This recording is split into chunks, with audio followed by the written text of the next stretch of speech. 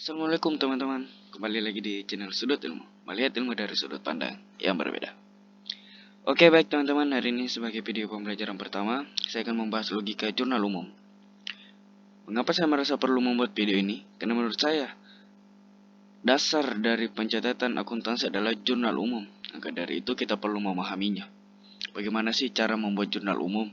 Dan bagaimana logikanya? Kenapa bisa ini ditempatkan di debit, ini ditempatkan di kredit? Oke, saya pikir kalian tidak suka terlalu banyak teori. Yaudah, mari kita langsung ke logika dasar jurnal umum.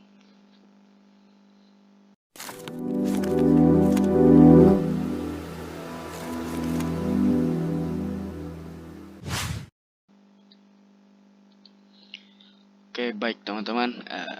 Sebelum memulai membuat jurnal, kita harus pertama memahami logika dasarnya, yaitu seperti kolom ini. Saya sudah membuatnya. Pertama, kita harus memahami harta itu bertambah di mana dan berkurang di mana. Nah, seperti di kolom ini, harta itu bertambah di debit dan berkurang di kredit dan mempunyai saldo normal debit. Begitu kredit, utang itu bertambah di kredit dan terus berkurang di debit. Dia mempunyai saldo normal kredit, modal dan pendapatan sama seperti utang. Dan beban itu bertambah di debit, berkurang di kredit, saldo normalnya debit. Nah, pasti ada yang bertanya, apa sih hubungannya semua ini dengan jurnal umum? Oke, ini semua berhubungan dengan jurnal umum karena ini adalah dasar dari jurnal umum. Dasar dari kita membuat sebuah jurnal umum. Bagaimana? Contohnya, sebelum ke contoh, kita lihat dulu. Pasti ada yang bertanya, harta itu apa? Harta itu semua aset. Terus yang biasanya muncul, saya ambil yang sering muncul saja di sini. Biasanya itu ada kas, piutang, perlengkapan, dan peralatan, dan lain sebagainya. Sebenarnya masih banyak sekali. Tapi yang sering muncul adalah kas, piutang, perlengkapan, peralatan. Terus utang, ada utang usaha, modal, jelas ya modal, pendapatan jelas pendapatan, beban, ada beban gaji, iklan, sewa, beban perlengkapan, dan beban lain-lain. Oke, saya pikir cukup ya pengantarnya. Kita langsung ke contoh soal.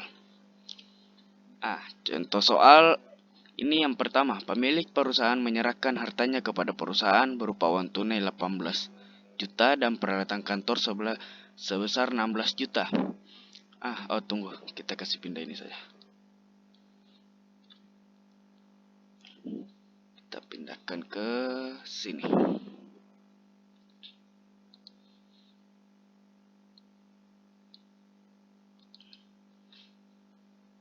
Oke. Pertama, pemilik perusahaan menyerahkan hartanya kepada perusahaan berupa uang tunai sebesar 18 juta dan peralatan kantor sebesar 16 juta. Jadi ini logikanya. Logika pertamanya itu pemilik perusahaan ini menyerahkan modal berupa uang tunai dan peralatan kantor kepada perusahaan. Jadi yang pertama kita lihat uang tunai. Uang tunai itu adalah kas. Kas adalah harta. Nah, makanya kita lihat di sini. Harta itu bertambah di mana? Oh, debit. Nah, makanya kita tulis di sini harta adalah kas. Kasnya kita simpan di debit. Terus pemilik perusahaan menyerahkan lagi peralatan kantornya sebesar 16 juta. Tadi kita kembali peralatan. Peralatan itu masuk di harta. Harta bertambahnya di mana? Harta bertambah di debit. Berarti kita tulis harta debit yaitu peralatan.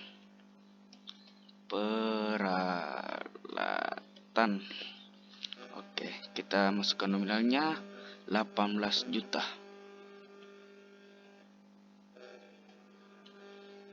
Sorry.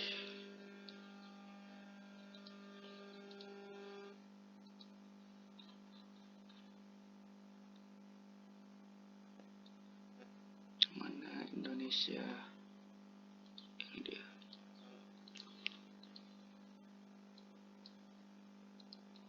Oke, 18 juta.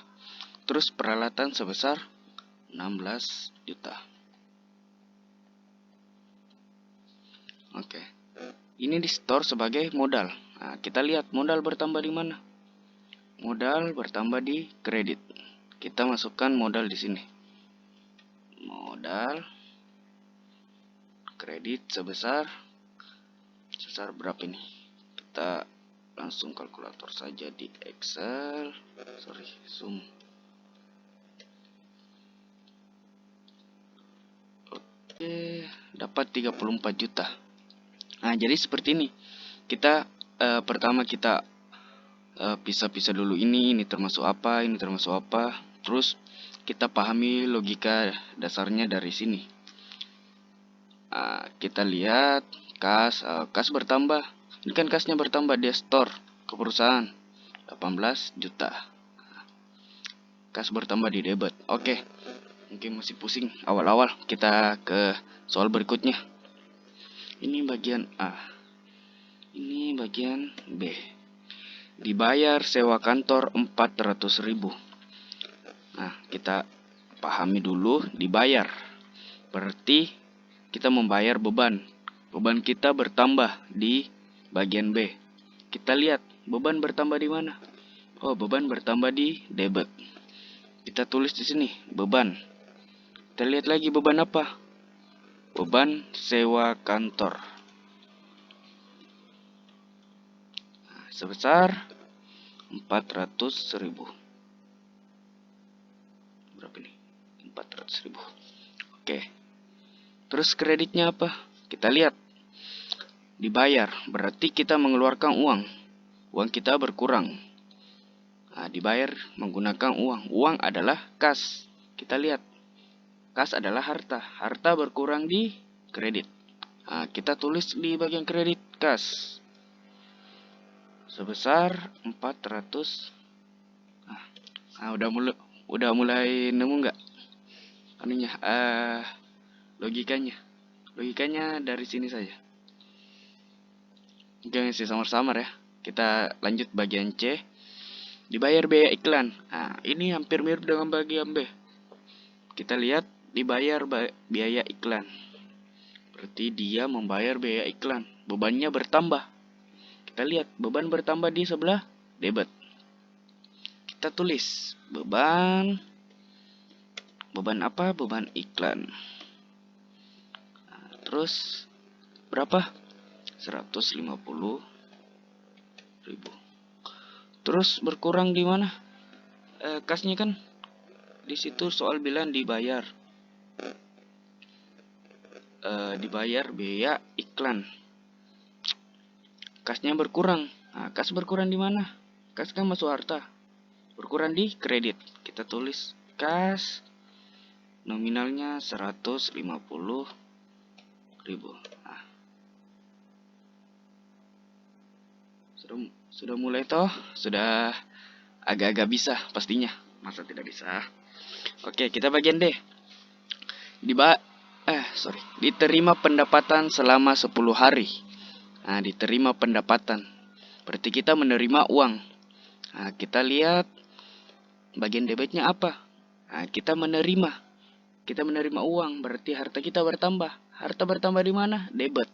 Nah, berarti kita tulis di sini kas sebesar 280.000. Nah, terus yang kreditnya apa? Kita lihat. Oh, kita mendapatkan pendapatan. Berarti pendapatan kita juga bertambah. Kita lihat pendapatan bertambah di mana? Ini dia pendapatan. Pendapatan bertambah di kredit. Ini dia. Pendapatan bertambah di kredit. Kita tulis pendapatan sebesar 280.000. Nah, lihat. Kasnya bertambah 280.000, debit sesuai dengan ini. Pendapatan juga bertambah di kredit sesuai dengan ini. Oke, paham ya? Selanjutnya bagian E. Dibayar premi asuransi sebesar 900.000. Merupakan premi untuk 1 tahun. Mungkin kalau yang baru dengar kayak apa ini susah? Tidak. Di sini dia bilang premi asuransi. Berarti ini merupakan beban asuransi. Sebenarnya ada 2 pencatatan, tapi kita menggunakan pendekatan laba rugi saja. Kita mencatatnya sebagai beban. Nah, di sini ada premi asuransi. Berarti dia adalah beban. Beban tadi bertambah di mana? Debit. Nah, kita tulis beban asuransi. Oke. Kreditnya, karena kita mengeluarkan uang, harta kita berkurang, kita tulis di kredit. Harta berkurang di kredit, kas. Nah, nominalnya berapa? 900.000.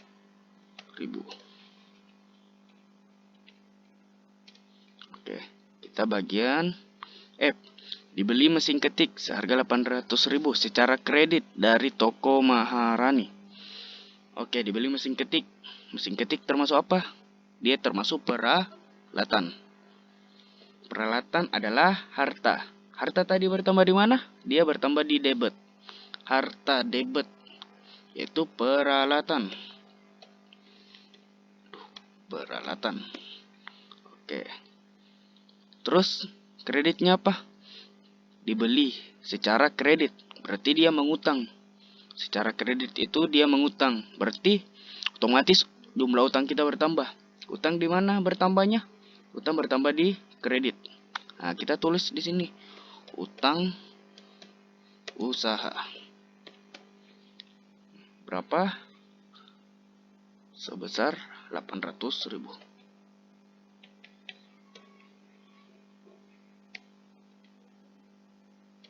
Maaf, 800.000. 1, 2, 3. Oke. Kita ke bagian G.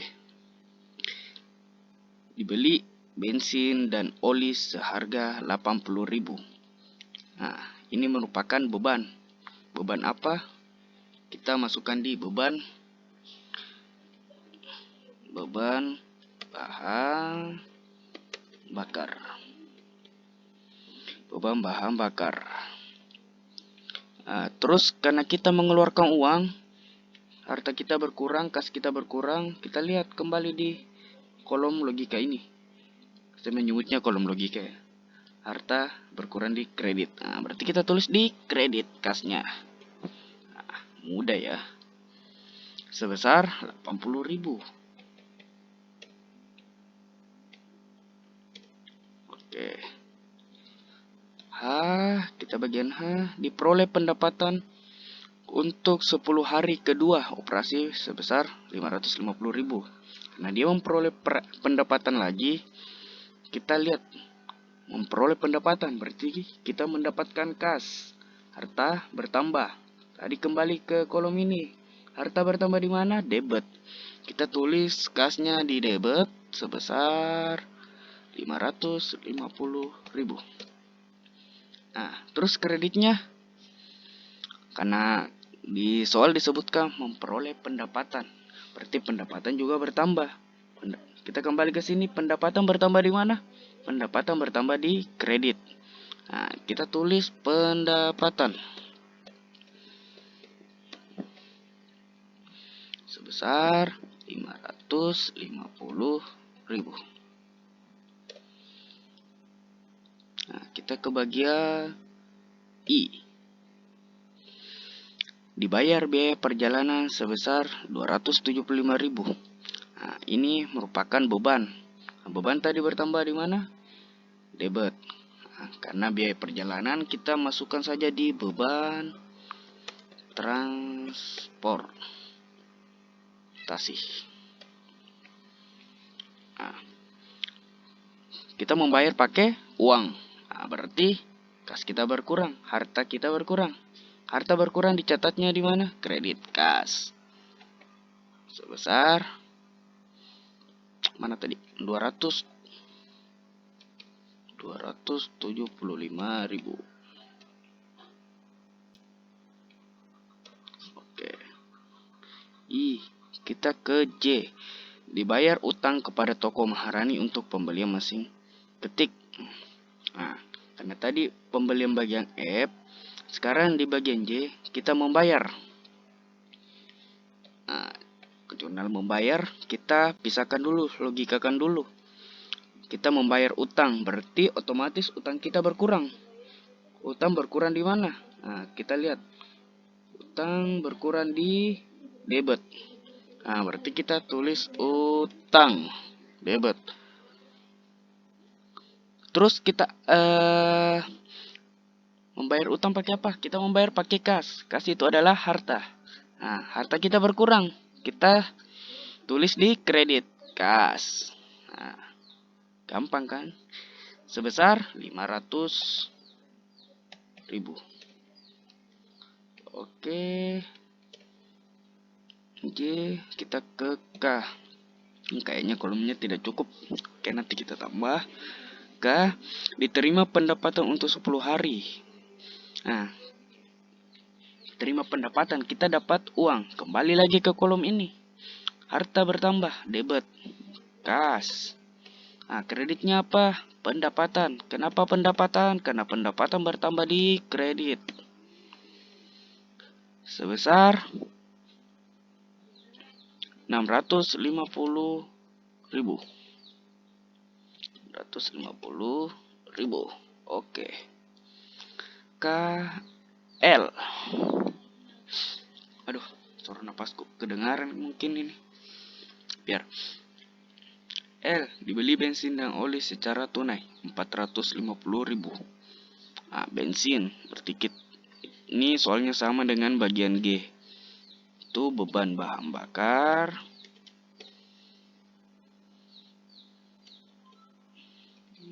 Bahan bakar.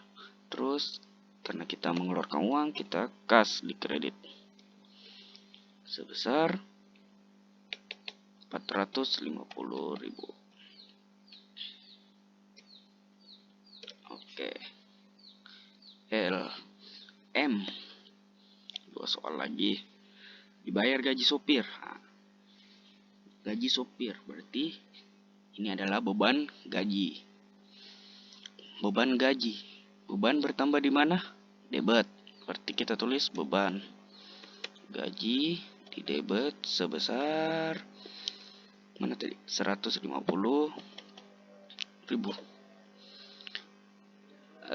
Anunya apa?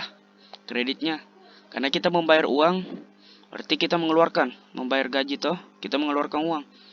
Uang berkurang di mana? Harta berkurang di mana? Kredit. Nah, kita tulis kas di kredit sebesar 150.000. Nah, soal terakhir, N. Pemilik mengambil uang perusahaan sebesar 2 juta untuk keperluan pribadi. Nah, untuk keperluan pribadi itu kita berikan nama Private. Private itu masuk dalam golongan modal. Nah, kita lihat modal. Modal berkurang di mana? Debit. Nah, berarti kita tulis di sini private. Atau biasa saya sebut prepay. Kurang bugis. Private. Nah, karena kita mengambil uang dari perusahaan, otomatis uang di perusahaan berkurang. Berkurangnya di mana? Di kredit kas. Sebesar 2 juta, 2 GT. Oke. Nah, selesai kan? Gampang. Yang perlu kita perhatikan adalah ini. Kalau sudah hafal ini, insya Allah bisa. Tinggal penamaan ini. Dan bagaimana melogikakan soal-soal cerita seperti ini. Dibayar berarti kita mengeluarkan uang, mendapatkan berarti kita mendapatkan uang, melunasi utang berarti kita melunasi utang dan utangnya di debit. Mungkin itu saja yang bisa saya sampaikan. Mohon maaf apabila ada kesalahan. Oh ya, sebelum perkenalkan diri ya. Oh ya, mohon maaf harusnya di depan tapi saya lupa tadi. Oke, perkenalkan diri. Perkenalkan, nama saya Muhammad Akbar. Saya dari Universitas Muslim Maros yang ada di Sulawesi Selatan. Umur saya sekarang 19 tahun. Background pendidikan saya SMK di SMKN 1 Pangkep jurusan akuntansi dan sekarang sedang menempuh pendidikan di Universitas Muslim Maros. Masih semester 1. Oke, baik, terima kasih. Sampai jumpa. Assalamualaikum warahmatullahi wabarakatuh.